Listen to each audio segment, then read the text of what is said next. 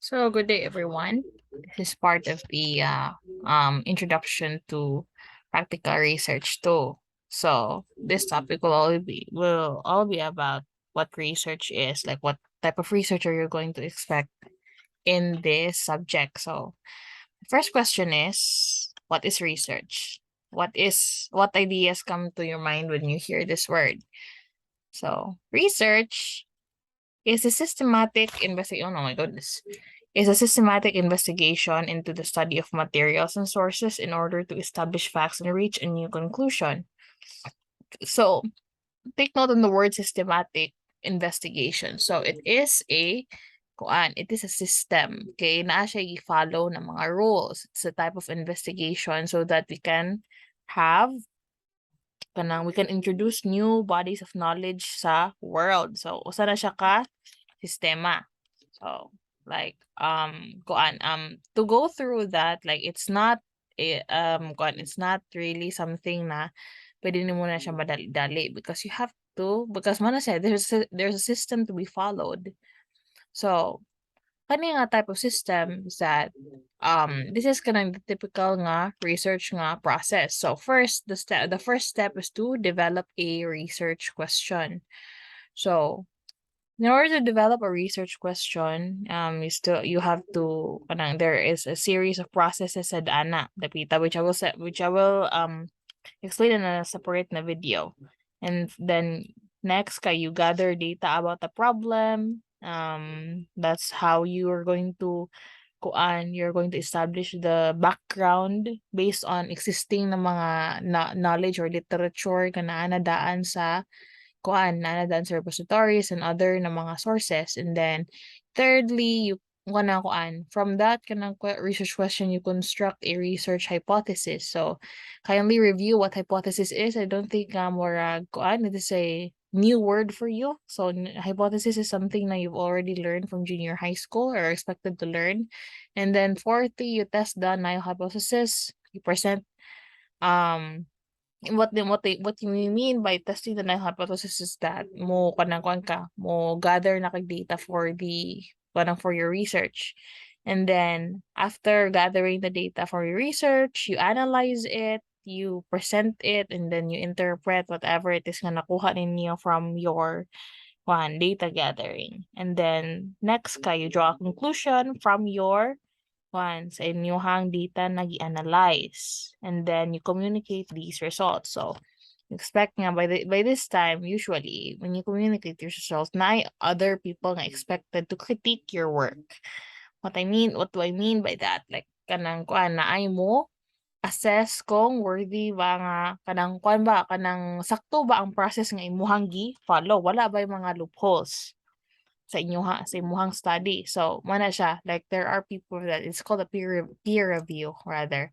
So since this is a iterative. There is this one thing that I want you guys to remember. Research is iterative. It is a trial and error process. So please don't feel bad if you don't get it right the first time because you're not supposed to. It's something that you have to have multiple chances nga of mabalik-balikon if you think nga unsa nga na if you think na you could do it better the second time and the third time.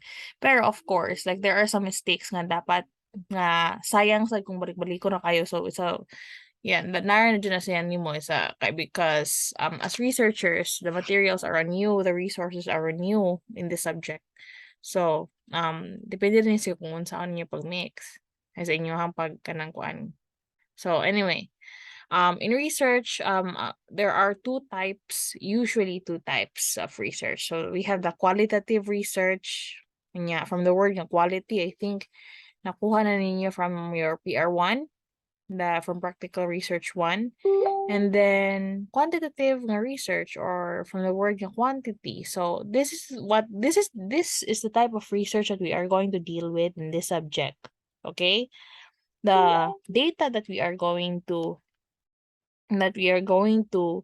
um atong i-gather is not about words, it's not about quality, but about quantity, numbers,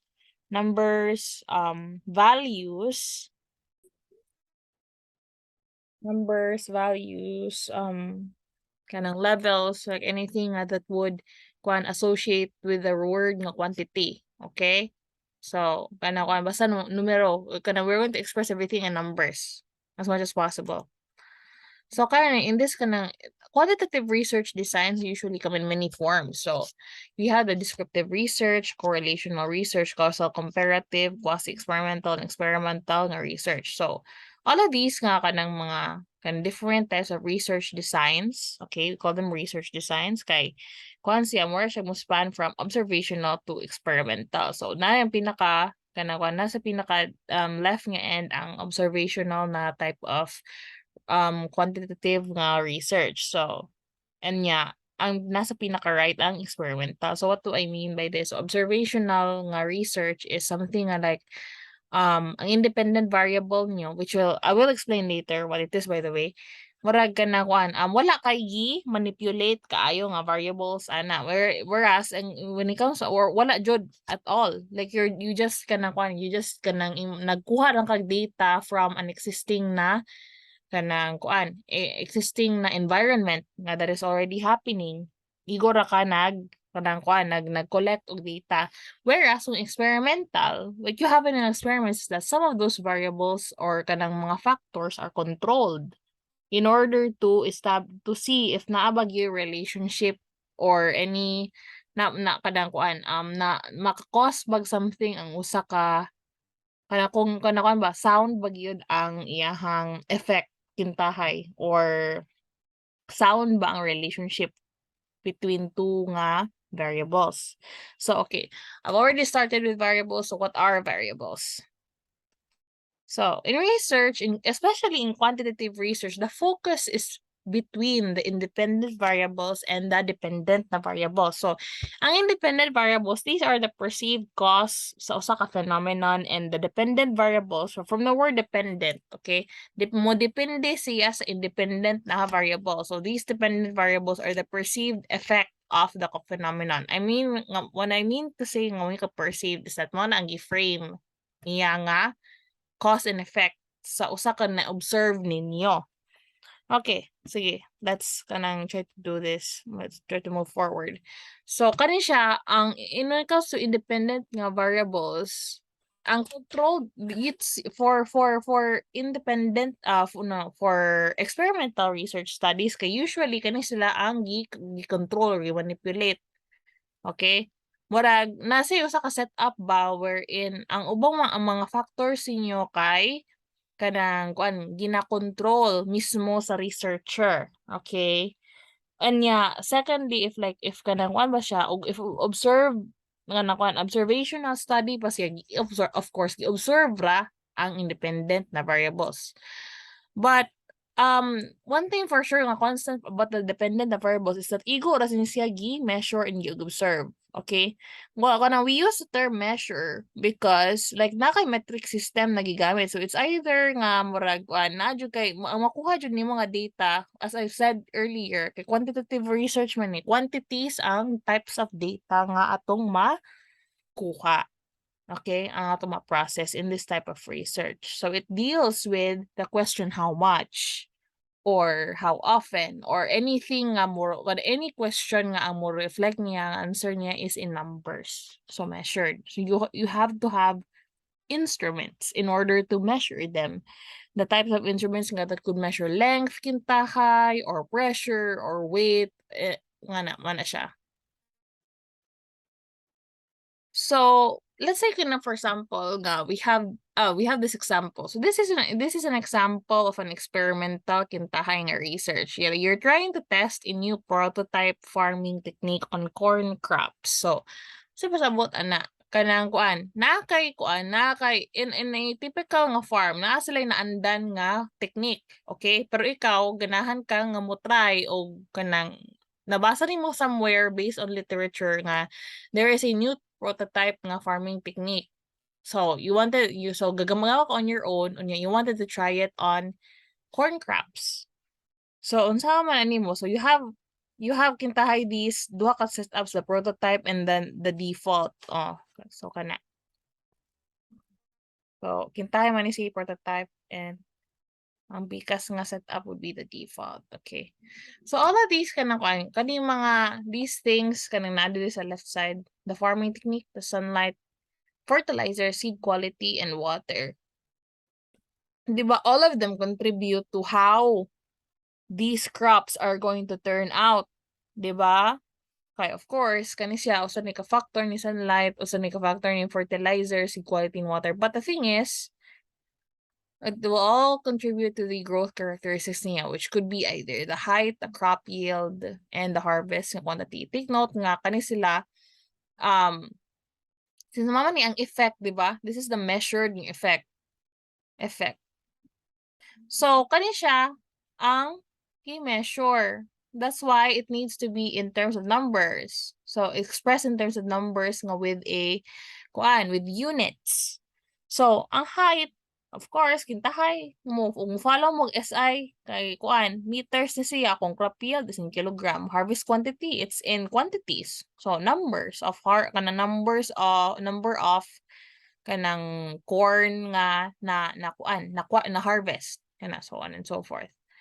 So, okay, let's do this. Clear all my joints. Save.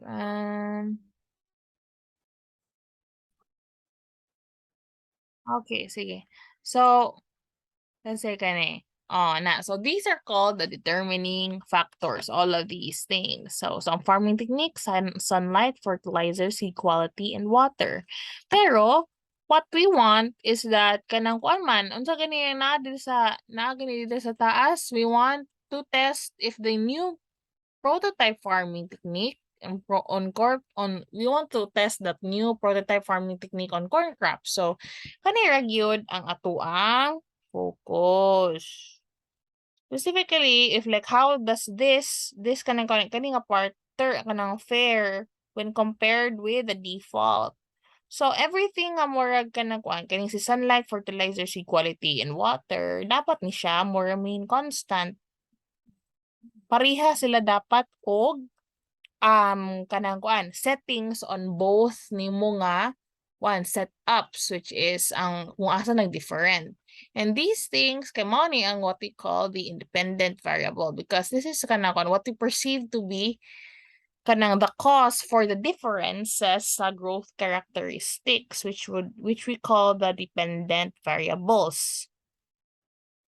So wanna see height, crop yield, and harvesting quantity. Remember na you could have as many sa inyong research, you could have as many independent variables as you want, pero we need to limit them because we're only humans, nya limited rin ng 1 semester, and yet kailangan mo makaproduce og research output by the end of 4 months. So mana siya. That's life, guys. Nya let's and then mana siya. So let's try to look at this kintahay nga observation in an observational study kintahay, okay? Here is an example. Awareness of antibiotic resistance among senior high school students. So this is a type of kanang observational kintahay nga research. So when it comes to you want to kintahay nga igo ra ka mo interview mo set of questionnaire among senior high school students about on what unsay levels silang awareness on antibiotic resistance. So if you don't know what antibiotic resistance is, so it's something that you can Google on. So it's a phenomena among kanang observable karon. It means nga murag the type of antibiotics that we use karon due to the kanang incorrect use of antibiotics is that it's not working anymore on the usual na mga bacterial strains. Okay? So the bacterial strains developed or the mga ang mga unsay nga na ang mga kanang mga makakos og illnesses na mga kanang microbes that they develop a resistance against antibiotics. So mana siya. So kantahay kanang what you observational man, di ba? So basically ang pasabot ang observational is wala kay control sa mga variables. You just let things be sa imuhang sa imuhang environment. You let things be. And you're just, you as a researcher, from the word observational, you just observe. So kani siya ang kuan, of course, like in a sea of senior high school students, you are to collect the demographic data, which is kamoy magbuot. In my case, like in my example, kintahay nag-collect mo sa age, sa gender, sa track or specialization sa year, which would be kanang kuan, grade 11 and yung grade 12 versus grade 12. So kani siya, these are called determining factors. Okay, these are what we consider kana we are kana kuan, I'm trying to frame these as all of these as the independent variables nga maka-affect sa kung unsay kanang kuan, unsay outcome, which is kanang ang tong perceived nga outcome or the perceived nga effect is the awareness on antibiotic resistance or the dependent na variable. So kani siya also, so man si kanang kuan man ang atong we kanang murag atong based sa atong nakuha nato na mga na population or respondents sa characteristics nila sa ilang demographic data atong try gibangga kung naa bay relationship ang, for example, age, gender or ilahang track sa awareness nila on antibiotic resistance. Kamoy bahala kung unsay kanang malist ninyo diri and so on and so forth. Basta kanang kuan, it's clear nga unsa atong gi-frame as the perceived nga cause sa effect, which is ang awareness on antibiotic resistance. Okay, so if you want to learn more about independent and dependent variables, I can send you links. And that will be all for sa aning video. Please try to go to the next video.